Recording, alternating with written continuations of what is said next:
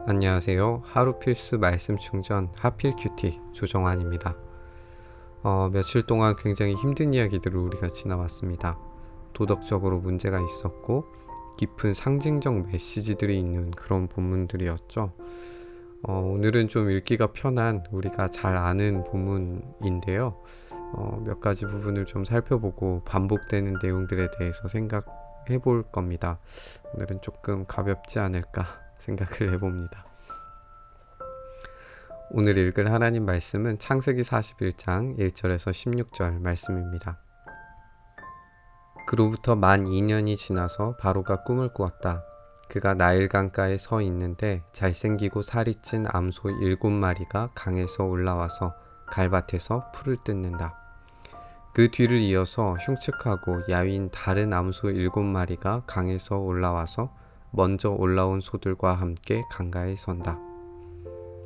그 흉측하고 야윈 암소들이 잘생기고 살이 찐 암소들을 잡아먹는다. 바로는 잠에서 깨어났다. 그가 다시 잠들어서 또 꿈을 꾸었다. 이삭 7개가 보인다. 토실토실하고 잘 여문 이삭 7개가 나오는데 그것들은 모두 한 줄기에서 나와서 자란 것들이다. 그 뒤를 이어서 또 다른 이삭 7개가 피어나오는데 열풍이 불어서 야위고 마른 것들이다. 그 야위인 이삭이 토실토실하게 잘 여문 이삭 7개를 삼킨다. 바로가 깨어나 보니 꿈이다. 아침에 그는 마음이 뒤숭숭하여 사람을 보내어서 이집트의 마술사와 현인들을 모두 불러들이고 그가 꾼 꿈 이야기를 그들에게 하였다. 그러나 아무도 그에게 그 꿈을 해몽하여 주는 사람이 없었다. 그때 술잔을 올리는 시종장이 바로에게 말하였다. 제가 꼭 했어야 할 일을 못한 것이 오늘에야 생각납니다. 임금님께서 종들에게 노하셔서 저와 빵을 구워 올리는 시종장을 경호대장 집 감옥에 가두신 일이 있습니다. 저희들이 같은 날 밤에 각각 꿈을 꾸었는데 두 꿈의 내용이 너무나 달랐습니다. 그때에 그곳에 경호대장의 종인 히브리 소년이 저희와 함께 있었습니다. 저희가 꾼 꿈 이야기를 그에게 해주었더니 그가 그 꿈을 풀었습니다.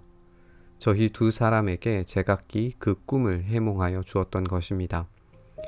그리고 그가 해몽한 대로 꼭 그대로 되어서 저는 복직되고 그 사람은 처형되었습니다.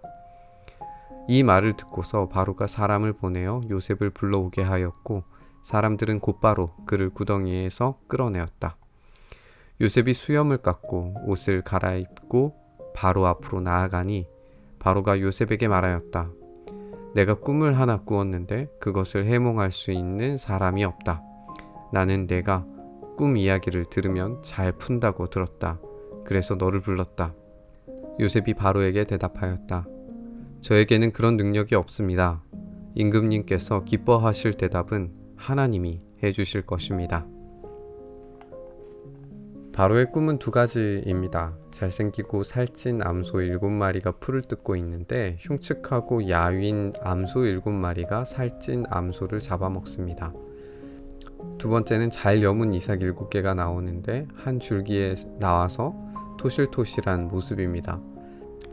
뒤에 이어서 열풍이 불어 야위고 마른 이삭 7개가 피어나는데 이 마른 이삭이 토실토실한 이삭을 삼켜버립니다. 요셉의 꿈도 두 가지였잖아요. 형제들의 곡식단이 자신들의 곡식단에 절하는 거, 그리고 해달 별들이 자신의 별에 절하는 거. 형들의 반응도 굉장히 직관적이었어요. 우리가 절한다는 뜻이냐? 내가 우리의 왕이라도 된다는 뜻이냐? 사실 오늘 꿈도 굉장히 직관적이어서 신하들이 몰랐을 리 없다고 그렇게 생각을 합니다. 우리가 나눴던 것처럼 당시의 꿈 해석은 굉장히 기술적이고 과학적이라고 생각을 했기 때문에 어쩌면 답이 나와 있었는지도 몰라요. 그런데 이집트의 마술사 현인들을 불러내서 그 과학적 기술 방법으로 꿈을 해몽하라고 하는데 아무도 해몽하지 못하는 거죠. 어떻게 보면 못한다기보다는 안 하는 것처럼 느껴지기도 합니다. 이유는 아마도 이 꿈의 해석이 불러올 어떤 파장을 생각했기 때문일 거예요.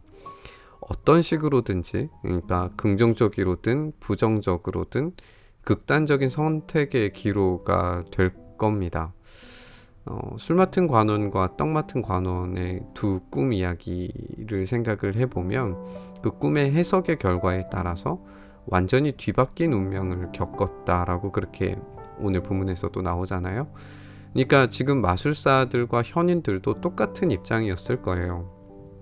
나중에 나오는 그 흉악한 소와 그리고 비쩍 마른 그런 줄기가 잡아먹는 그 꿈을 어떻게 생각하고 대안을 낼 것인가에 대해서 적절한 답을 그리고 정치적인 답을 생각을 하지 못했겠죠. 여기에서 술 맡은 관원장이 의도적으로 잊었는지 아니면 자신도 모르게 잊었는지 자세히 설명은 하지 않지만 2년 전의 사건을 떠올립니다. 히브리 소년이라면 꿈을 해석할 수 있다. 그리고 그 결과는 자신이 살아있는 것으로 이제 보여주면 된다고 생각을 했고, 그러니까 그에게 꿈 해석을 시켜보면 그 히브리인이고 감옥에 있는 사람이고 어떤 결과, 어떤 내용을 이야기하든지 모든 책임은 이제 그 히브리인에게 전가를 시키면 되니까 손해볼 일이 아닌 거예요. 정말 이런 마음을 가졌는지 본문에는 나오지 않지만 좀 상상력을 발휘해서 좀 이렇게 어떻게 보면 좀 꼬아서 생각을 해보면 충분히 그런 생각이 들었을 수 있어요. 어쩌면 요셉은 지금 정치적인 희생양의 그늘로 들어가고 있는지도 몰라요. 상황을 조금 생각해보면 충분히 그럴 가능성이 없지 않아 있는 것 같습니다.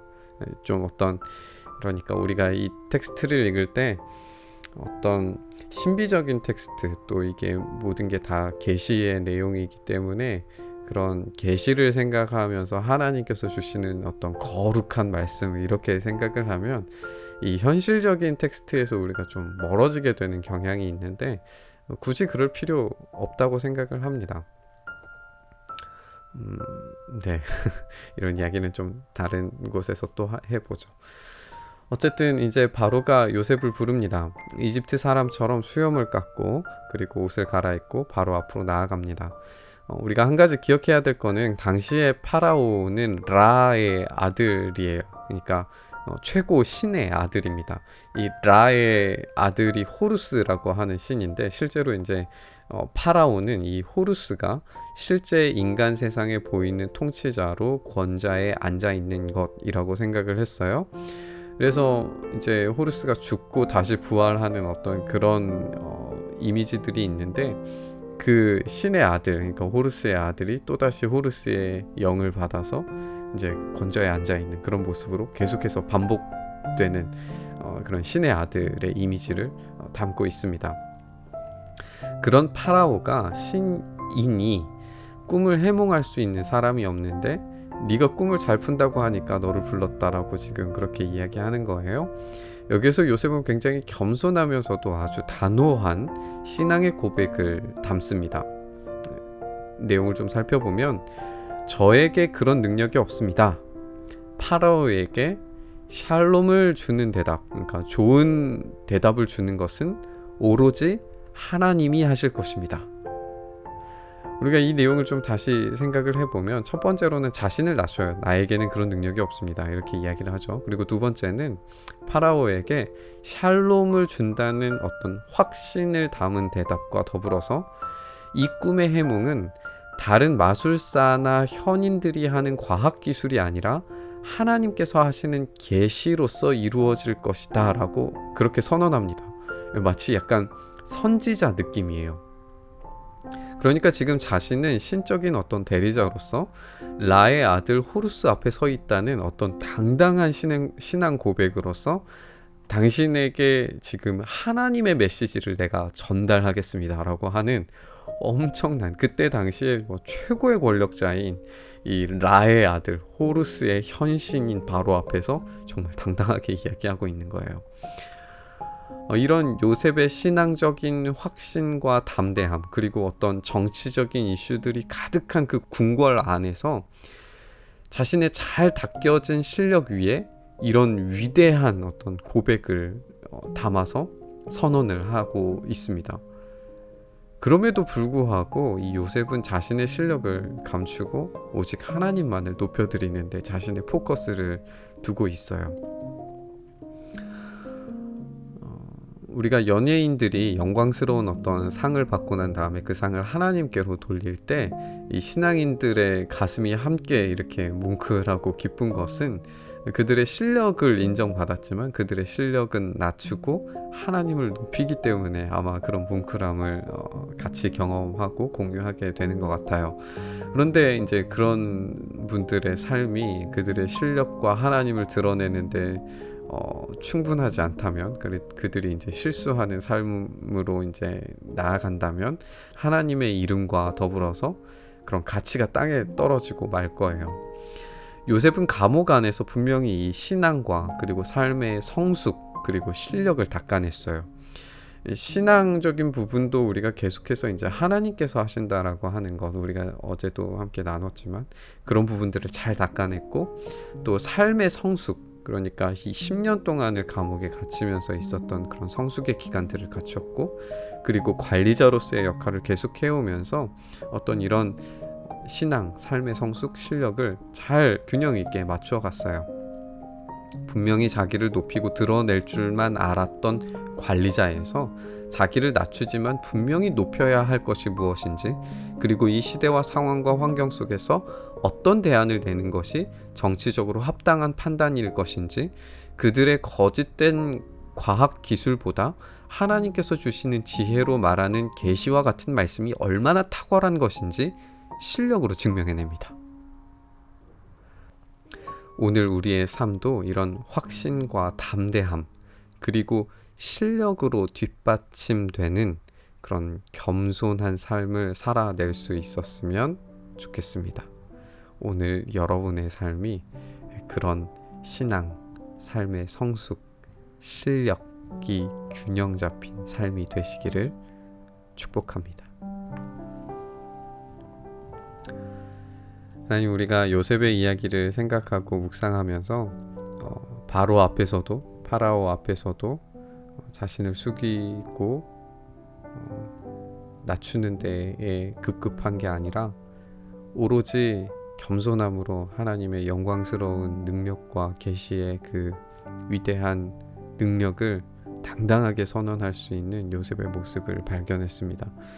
주님, 우리도 우리의 삶이 신앙과 삶의 어떤 성숙된 모습들과 그 속에 잘 닦여진 실력이 우리 안에 있게 하셔서 정말 참되게 하나님을 높이는 삶으로 살아낼 수 있도록 붙잡아 주시옵소서. 그렇게 우리의 삶을 이끄시고 인도하시고 우리의 닦여진 실력 위에 하나님의 놀라운 은혜를 베풀어 주시기를 간절히 소망하며 우리 주님 예수님 이름으로 기도드리옵나이다. 아멘. 오늘 부딪힌 말씀 가지고 함께 기도하는 자리로 나아가시죠.